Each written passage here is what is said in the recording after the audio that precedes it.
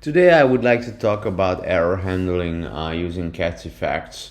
So let's see a sample problem that we're going to use to demonstrate how error handling works when using catch effects.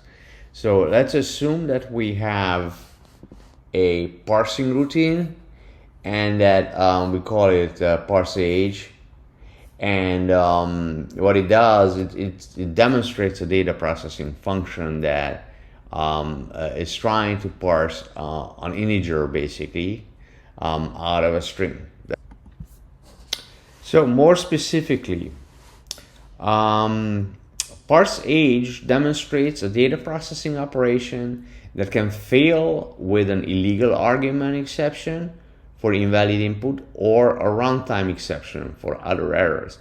So imagine a Java program. What we're doing here is we're trying to recreate the parallel of a Java program, what we would have to do the same exact type of thing, but embed that kind of imperative processing in a pure functional Scala program using catch effects.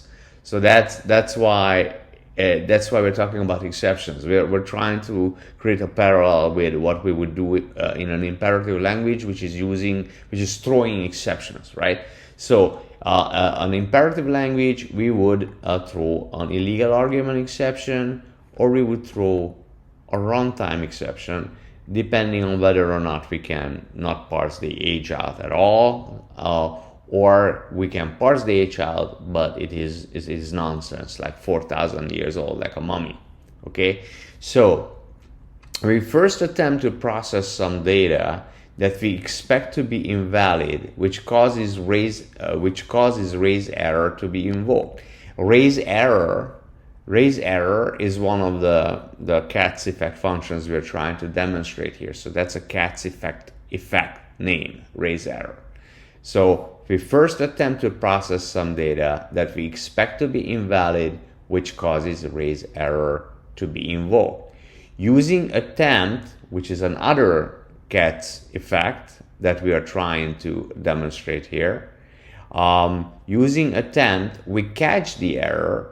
I use pattern matching to differentiate between an illegal argument exception and other errors.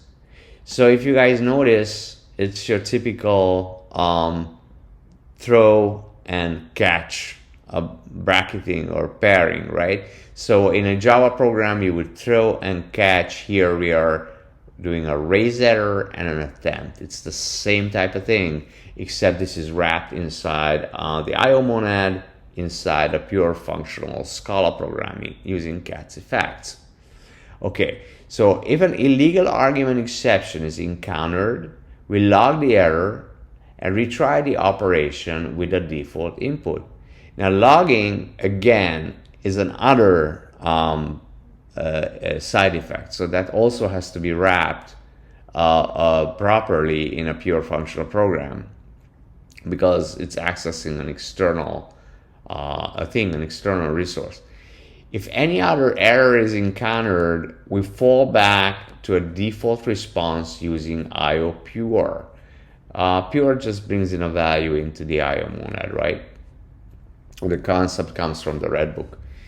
In the success case, we simply return the processed value. Okay. This example demonstrates a typical use case in functional programming where different types of errors are handled in specific ways, showcasing the composability and expressiveness of catch effect error handling. Okay, so let's dive into the code then. So this is process age, and it basically just implements the cases that I outlined above.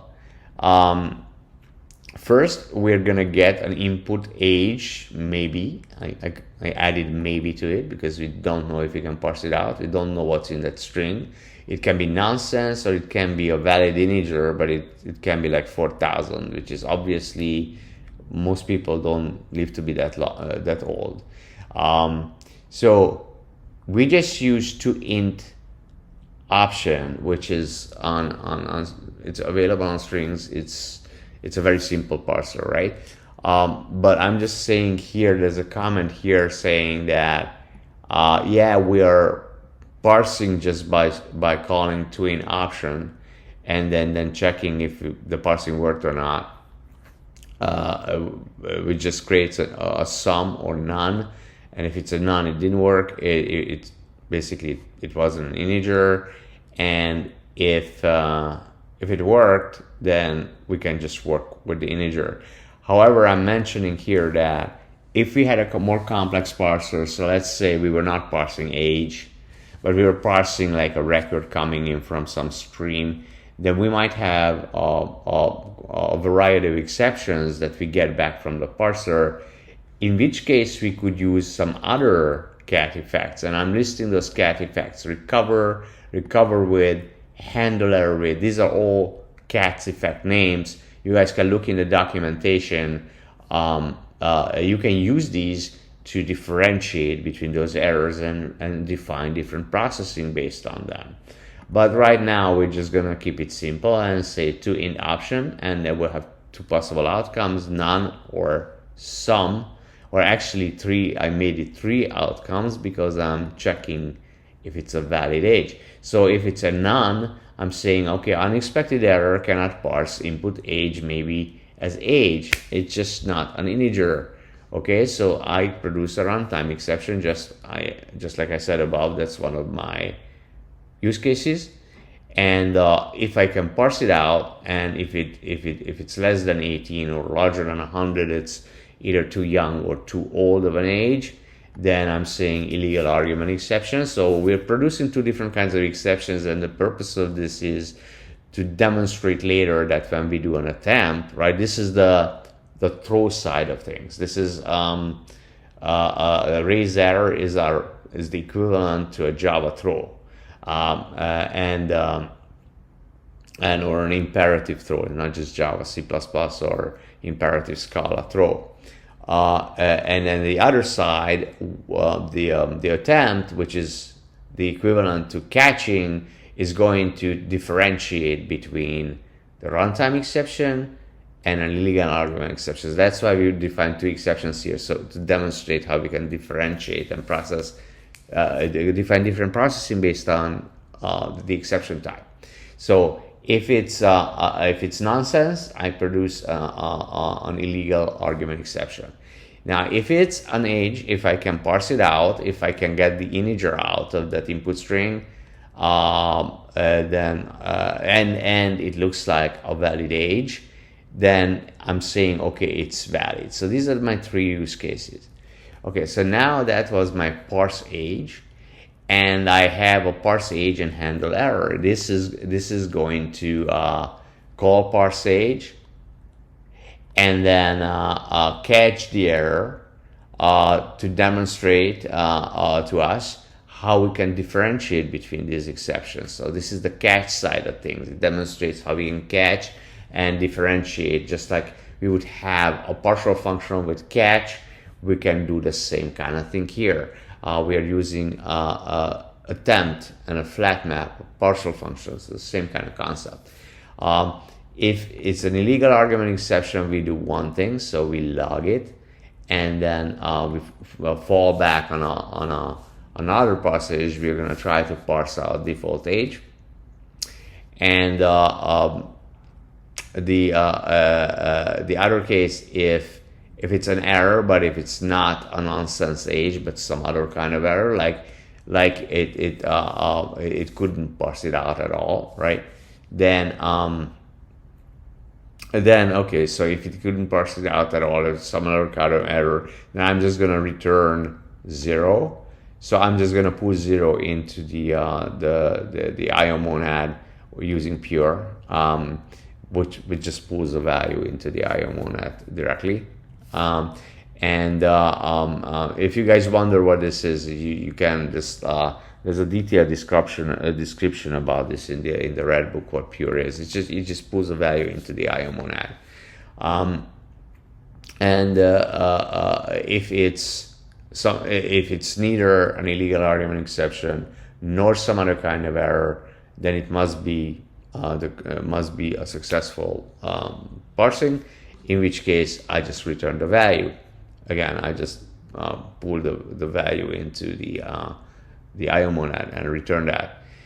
All right, so these are my three cases, and what we see down here is running this application. So this is just this demonstrates these use cases, and the lower part is, I don't want to talk too much about it because it's the same for all the examples.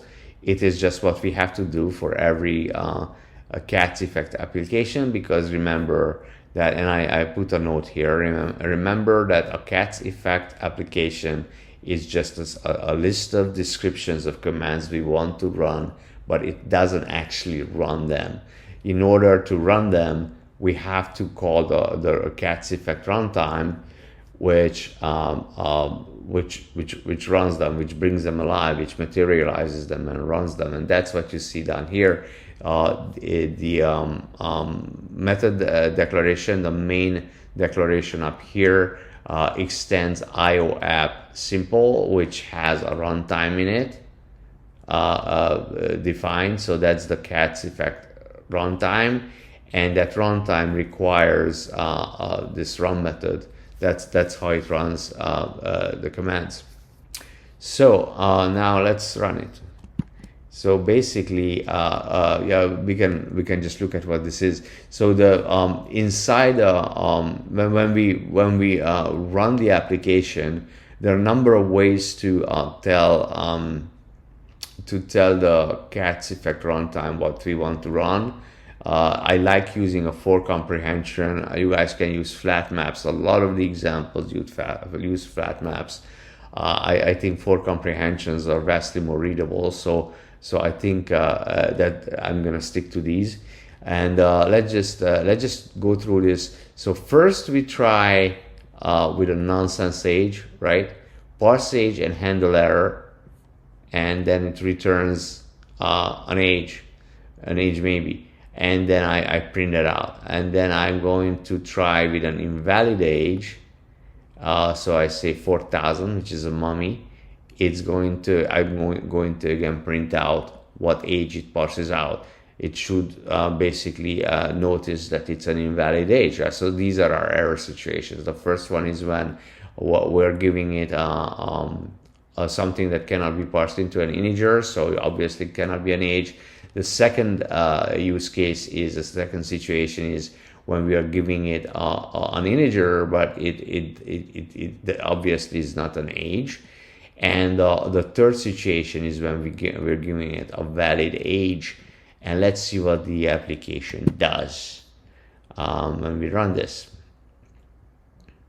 Okay, so what this did, it went through all these descriptions of commands that we wanted to do, and put them together and ran them.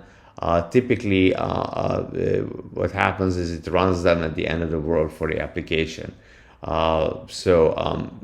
Yeah, it just takes the list of things we define and then runs them.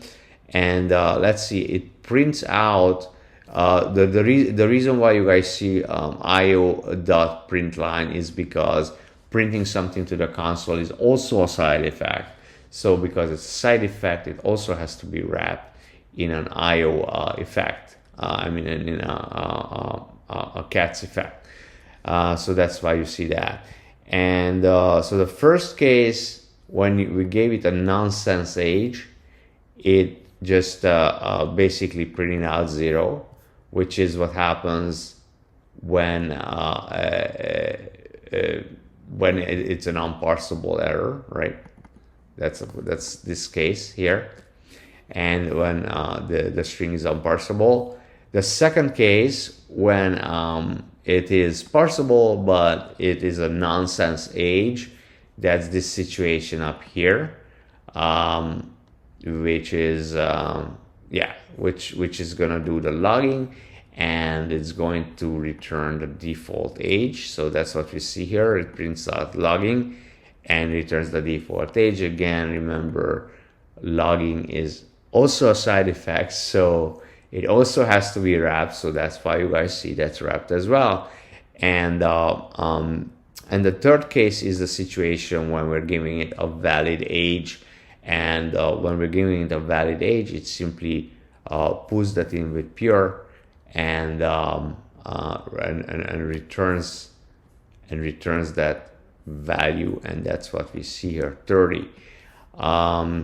So that's basically how the application works, and the main purpose of this was to demonstrate how we would implement a throw catch pair, basically how, the same kind of thing, the equivalent to a throw catch pair in imperative languages or imperative environments or even imperative Scala, to compare that to a true functional application, to a pure functional application that using cats effects to wrap the side effects and to follow the same kind of processing.